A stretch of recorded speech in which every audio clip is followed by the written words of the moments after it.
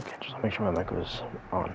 So, I want to try and do an introductory beginner thing for for Diablo 3, Ultimate Evil Edition, Reaper Souls, whatever. If you're fully blind, legally blind, or whatever it is. I'm tired, clearly, so my vocabulary is going to be poorer than usual, which is not surprising. The short version of what I'm discussing here with Diablo is quite simple. Diablo is a top-down perspective, so like the camera's above, like to a slight angle, like looking down toward the environment and your characters and stuff. And put it simply, it's a hack and slash type of game where you run around, kill things, they drop loot, you grab the loot, see what's better, put it on.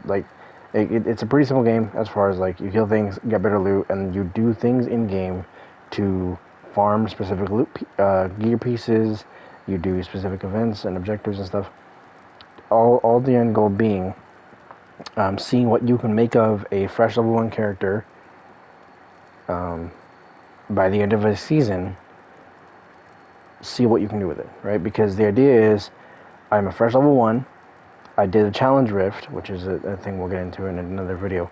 But I'm a first level 1, did a challenge rift. Okay, cool, got my materials. Okay, let's spend these materials wisely and hopefully get good things. Boom, got good things.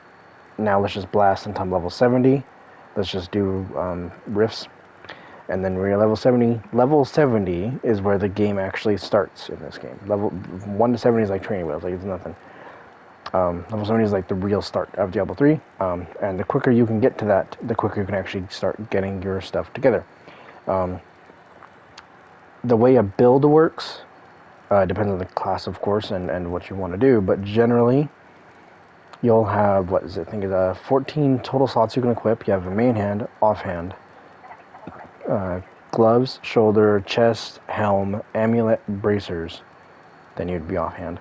Then ring, then just extra stuff after the second ring. Then boots, then pants, then belt, then your main hand. And the way the menu works, it's a circular thing. So on PlayStation, what you can do is use the touchpad, and you can slide left to right. So I'm sliding it right, and it's just moving, boom, boom, boom. If I move it in a circle, like I'm actually moving around the wheel. But if I want to, I'm not trying to be precise with this. I'm just demonstrating. If I want to be precise, I would slowly slide my finger to the right.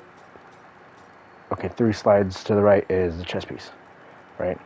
And then one more would be helm and yada yada. The idea being, you have 2-piece, 4-piece, and 6-piece set bonuses. So let's say there is the Shadow Impale Demon Hunter build, right? The reason why it's called that is because you're using the Shadow set and the Impale skill, and you're just dealing tons of damage to their Impale because of the Shadow. The idea being, you have, let's say, a pair of gloves and a pair of boots, and they're for the Shadow set. Then you get the 2-piece set bonus of 6,000% multiplicative damage if you're holding a melee weapon in your hand with a Demon Hunter. So you just get absurd damage, right? And then the 4-piece gives you more stuff, 6-piece gives more stuff, to where eventually most builds will be 5 set pieces plus a specific ring that basically makes it so you don't have to wear all 6, you can wear 5, and then another 2-piece set. Like, this is just general, not specialized stuff, right? So you have 5 out of 14 plus 6 plus the ring, so it's 6 slots because of the ring, and 2 more from another set piece, so it's 8. So then your main hand, offhand, and whatever's not occupied starts to be supplementary items to your build, right?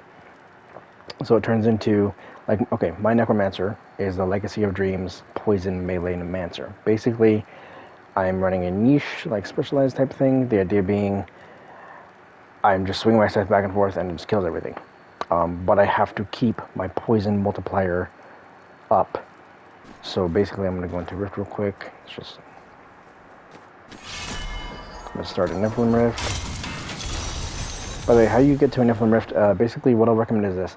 If you spawn into a game and you think you're not in Act 1 Tristram, what you do, hit down the D-pad, hit R1 twice, and then use your left stick and go all the way left. If you can't go anymore, then go 1 to the right and just hit X twice. No.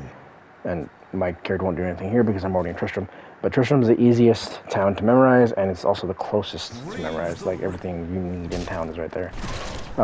One of the core tenets is town is lava. Like, if you're sitting at town, you're not actually killing.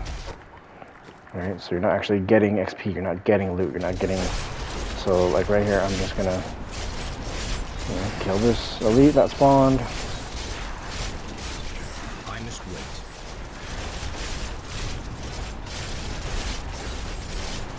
Eventually.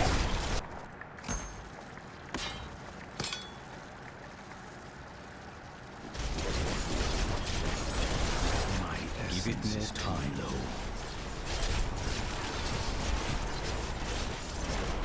So all I'm really doing is I'm just pressing the buttons I need to keep my poison multiplier up and just holding X. Right? Sounds simple, and it is a pretty simple build, but it took me like the better part of a season, so like roughly a month and a half, to get this build properly put together. Right now I'm still missing some specific rarity pieces. I have the actual pieces I need, but I need them to be of better quality, basically. Basically, when it comes to gear in this game, it revolves around, what is it? It's common, rare, magic, legendary, ancient, probably ancient. Basically, anything but legendary doesn't matter, especially when you hit 70 and you can run Torment 16. The idea is you have 20 difficulties, and each one has a % chance for magic or legendary drops. There's a whole bunch of stats behind each difficulty. The idea is run the highest you can comfortably to get better pieces to run higher, to where you can run Torment 16, the max difficulty, and where you get the max bonuses and drops and whatever, and then you can start farming efficiently and get your build together. So the idea is, if you're fully blind, right? If you have a text reading app like Lookout or Seeing AI, depending on what your phone you're on, obviously, have that on hand. So if you need to read some stats or read some gear or whatever, you can do that. But as far as like learning the game purely by sound and stuff, it is actually well designed. You can determine a lot of elite types. Like myself and Blind Believer can call out elite types and what direction each other's going for coordination and grouping and things like that. So this game is well designed as far as sound design goes. As far as accessibility, there really isn't anything as far as text-to-speech in-game or anything. But the only thing you really need a lot of sighted assistance for is like gearing. At a certain point, it starts to become, okay, I need to make sure I'm clicking the right option so I don't screw up something, potentially, right? So that doesn't come until much later, so that's not a huge concern. If you're going to start trying to get into Diablo 3, one thing I'll recommend is pick whatever class you like and just play, right? The more experience you get with playing the game and understand what the sound design is and how the character moves or how the character's skills work and damage and stats and elites and enemies, the more familiar you'll be, the more easily you'll be able to actually do stuff in game. If you're on PlayStation, I can assist. I can try to teach you stuff and help you learn.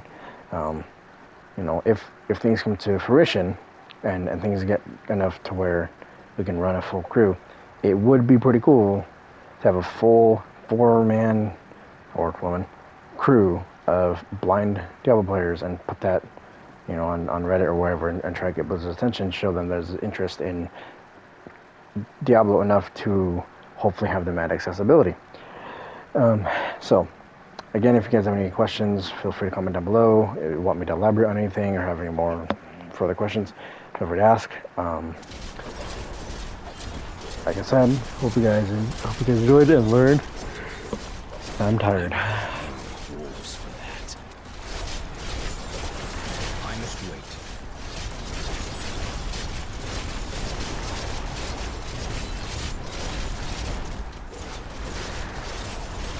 must wait.